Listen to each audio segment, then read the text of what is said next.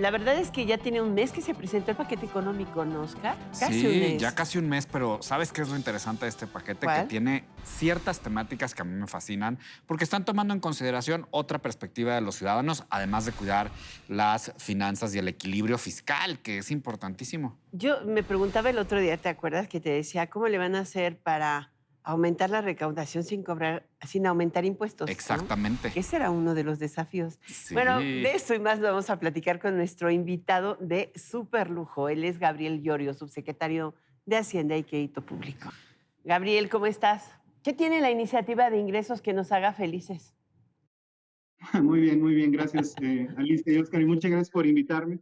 No, creo que el paquete económico que se presentó el 8 de septiembre trae, como ustedes mencionan, algunos elementos que no habían sido incluidos en paquetes previos. Yo diría, de hecho, cuatro, de hecho, por el lado del gasto son los dos principales que tienen que ver con incrementar el gasto en salud, porque todavía seguimos trabajando para contener la pandemia. Y un elemento clave es el incremento en el gasto de inversión pública. El incremento del gasto de inversión pública se está situando en 3.1% del PIB y Histórico. tradicionalmente había venido cayendo en la última década. Entonces estamos tratando de revertir este gasto para que se incremente porque tiene impacto en el crecimiento económico. Pero no Y hay habíamos tenido nunca, perdón que te interrumpa, nunca, digo, desde que yo cubro la Secretaría de Desde Hacienda, toda la experiencia, 35 años, Melis. nunca habíamos tenido un presupuesto de inversión de 3.1% del PIB de inversión pública.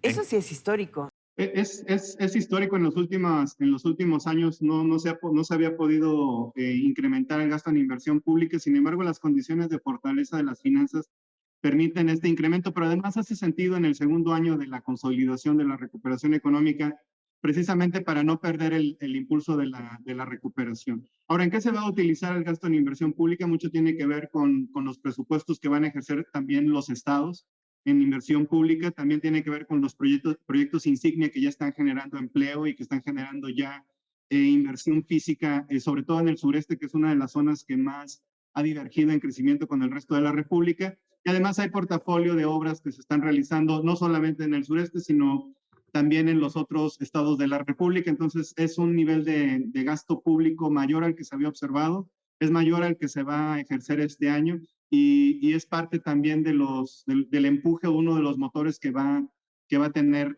para el crecimiento en el 2022. Y por el Pero lado de los ingresos, cómo logran financiar este tipo de gasto? También mantienen los gastos de los programas sociales. O sea, ¿cómo lo piensan financiar y mantener equilibrio ¿De dónde fiscal? sale el dinero? O sea, el equilibrismo fiscal está bueno. no, el gasto social no se está reduciendo, se está blindando, pero el gasto en Ujú. salud sí se está incrementando, se está, por ejemplo, Ok. En regularizando a educación, todos ¿no? los doctores y doctoras que trabajaron en la contención de la pandemia de manera eventual, en este momento ya pasan a ser parte del sistema de salud y se está metiendo el presupuesto, por ejemplo, el presupuesto para el siguiente año. Ahora, ¿cómo se va a financiar? Se están incluyendo algunas acciones por el lado de la recaudación y de los ingresos. Y yo creo que ahí hay dos iniciativas de reforma muy claras. Una tiene que ver con un nuevo régimen de confianza y lo que permite es reducir los costos de cumplir con las obligaciones y facilita también la incorporación de Eso está algunas padre, unidades ¿no? económicas que actualmente están en la informalidad, pero está dirigido a reducir los costos y a simplificar la vida de empresas muy pequeñas e individuos. A Y mí eso también me encanta hay porque iniciativas que van enfocadas, Sí. por ejemplo, a combatir el contrabando. Y eso es parte también de la gran evasión fiscal que se está viendo en México. Entonces va a haber procesos, va a haber reformas procesales y de tecnologías que va a utilizar ahora el SAT para poder reducir el contrabando y ahí se estima que va a haber un impacto recaudatorio importante. oye, ¿como cuáles tecnologías van a empezar a usar y cuál es el mayor problema que enfrentamos en esa materia de contrabando? Mira, yo daría dos ejemplos. Por ejemplo, si quisiéramos simplificar, como lo queremos hacer con el régimen de confianza, que los contribuyentes puedan permitir, una forma es que el SAT, por ejemplo, provea ya las formas prellenadas para el pago de impuestos y una empresa no tenga que estar pagando un contador o servicios especializados para poder cumplir con estas obligaciones. Esto no significa que la empresa tiene que pagar lo que le diga el SAT.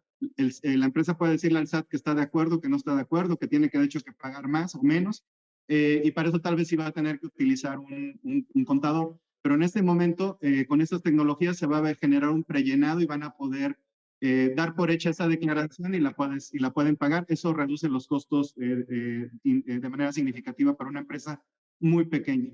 Y por el Oye, otro lado, por ejemplo, perdón, sí, Alicia.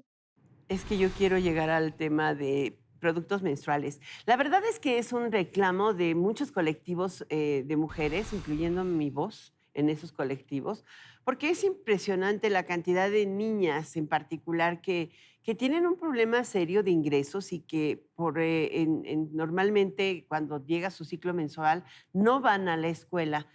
¿Cómo piensan incentivar la reducción de Y precios, por déjame decirte ejemplo? otra cosa, que se visibilice desde la Secretaría de Hacienda este tema, que muchas veces los hombres No. no nos pasa, pero ni cercanamente por la cabeza, ni por ningún lado, me parece fundamental porque además tiene un impacto social importante.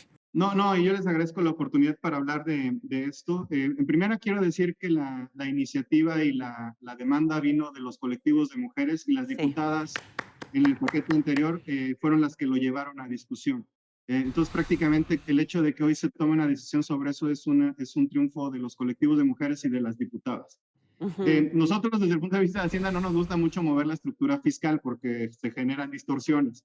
Porque Y lo que trabajan pedimos el más. año pasado fue que nos permitieran estudiar el problema, la problemática y exactamente los objetivos que querían alcanzar.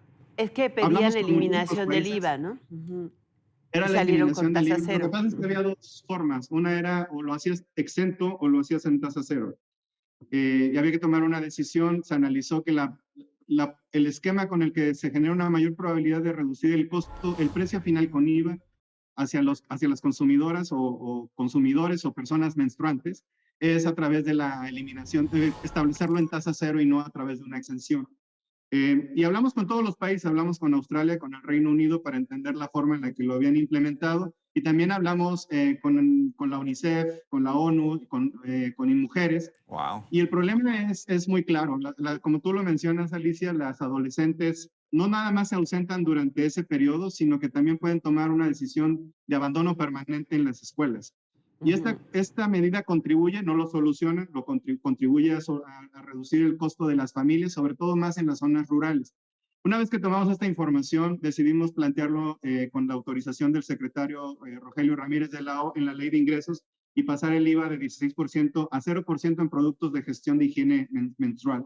Ujú. Y creemos que esto va a tener un impacto positivo junto con otras medidas. Esta no soluciona todo, pero hay otras medidas que ya están discutiendo, como la provisión gratuita en escuelas de estos productos. Ay, Esto va ojalá. obviamente a reducir el costo en algunos para acceder a estos productos y también va a impactar a las familias, a las mujeres, a las adolescentes con menos recursos. Pues hablando del paquete económico, ¿qué te parece, Oscar? Que nos cuente la carátula, lo que le dice en la carátula. Eso me encanta. Es cierto que, digo, ya a un mes de distancia hay muchos que consideran que una proyección de 4.1% de crecimiento para el año que entra pudiera resultar optimista, sobre todo a la luz del ajuste en perspectivas que ha tenido la economía norteamericana y sus graves déficits fiscales. Hay que decirlo como tal, porque tendrán que enfrentarlo ellos y los europeos, y una buena parte del crecimiento viene de fuera.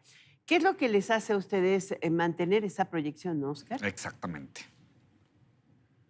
Yo diría que hay dos elementos. Si recuerdan, en el 2021, el primer motor de crecimiento derivado de la recuperación global vino del sector externo y ese se ha venido consolidando de manera muy fuerte en nuestro país y lo hemos visto de manera muy clara. En los últimos meses se ha venido fortaleciendo lo que es el sector interno, el consumo interno, la inversión. En nuestro país, las ventas minoristas hemos visto cómo se han venido incrementando y los sectores que todavía enfrentan un rezago se están poniendo a tono, están alcanzando los Mm, niveles que tenían antes de la pandemia. Eso ujú. lo que nos indica es que hasta el 2022 vamos a ver un crecimiento más homogéneo en los sectores, si es que no llega a haber más confinamientos como los que vimos en 2020. Y lo que estamos también observando es una mayor recuperación de la economía global, lo cual genera presión sobre los productos, por ejemplo, los commodities, el petróleo en nuestro caso, pero también en la demanda de productos que exportamos. De tal manera que para el 2021 estamos estimando que el crecimiento va a cerrar en 6.3, Hace un par de meses, cuando dijimos que iba a estar entre 6.3 y 6.4, 6.5, nos llamaron optimistas. Hoy la mayor parte ya de las casas especializadas ya revisaron su estimación a 6.2, 6.3. Porque Entonces, además, usualmente arrancamos muy optimistas y luego nos quedamos como pesimistas. Yo creo que lo importante es ser lo más realista posible en las estimaciones. Efectivamente se ha generado mucha expectativa sobre el 4.1 y es una medición que hemos hecho con base en la información oportuna que tenemos en este momento, pero también con base en las negociaciones que se están realizando sobre inversión privada en infraestructura, que está realizando el secretario Ramírez de la O. Y también hay que tomar en cuenta un elemento importante. Estamos ya entrando en una fase de implementación del Tratado de Libre Comercio, de su modernización. Hace 2 años estábamos hablando de incertidumbre, ratificación, no sabíamos las reglas cómo iban a ser, los empresarios no sabían.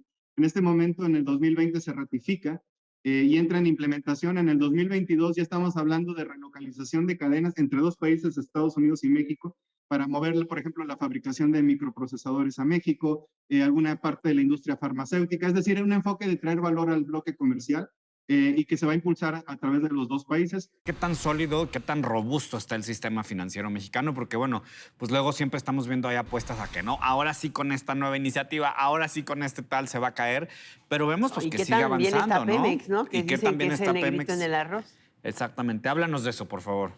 Yo pondría dos grandes pilares financieros en este país. Una es las finanzas públicas están sanas, se está manteniendo el nivel de endeudamiento como porcentaje del PIB, que es como se mide la sustentabilidad fiscal y de la deuda, anclado en 50%. Hay que recordar que si bien estábamos en 44 y se subió a 50, fue por efectos de evaluación del tipo de cambio y la caída del PIB. Pero el año pasado cerramos en 52, este año va a cerrar en 50 y para el siguiente año lo estamos estableciendo al mismo nivel de manera estable. Y eso habla de la prudencia fiscal que hemos mantenido en las finanzas, que ha sido reconocido por las calificadoras y también por otras instituciones internacionales. Hay otro tema que es muy importante antes de que nos vayamos y es que, pues ya vimos, ya nos dejaste claro que pues que hay orden en el manejo de las finanzas de este país, pero también nosotros tenemos que tener orden en el manejo de nuestra billetera y estamos en la semana de educación financiera. ¡Ándale! Hoy está arrancando la semana. ¿Qué nos puedes decir? No, esta es una de las semanas que a mí más me emociona y me gusta mucho que me inviten al evento, porque lo que les decía yo en el evento de inauguración es, no solamente es una semana donde promovemos acciones de educación financiera, sino que es una semana donde también hacemos un corte de lo que hicimos y de lo que nos falta por hacer. Yo creo que hacia adelante lo que tenemos que hacer es todavía actualizar más nuestras estrategias de educación financiera para incorporar nuevas tendencias como es la sustentabilidad, las criptomonedas, el uso de plataformas. Eso es algo que creo que cada vez más estamos viendo ligado a la educación financiera. Y yo creo que un mensaje importante es la educación financiera ayuda a todas las personas a tener mayor resiliencia, a poder tomar decisiones en el día a día. Estas decisiones se toman por personas, millones de mexicanas y mexicanos en el día a día. Entonces es parte importante de la resiliencia de un país y del crecimiento también. Entonces es una semana yo creo que es muy emocionante, es muy interesante, todo el gremio participa y acabamos de inaugurarla y de tener ahí un agradable evento en el MIDE. Pues a decidir y a decidir bien, mi Alice. Pues sí, muchísimas gracias, Gabriel Llorio, subsecretario de Hacienda y Crédito Público, por estar en esta billetera. Nos ha quedado clarito todo. Muchas gracias. Muchísimas gracias. Muchísimas gracias a ustedes por la invitación. Hasta la próxima, ¿no?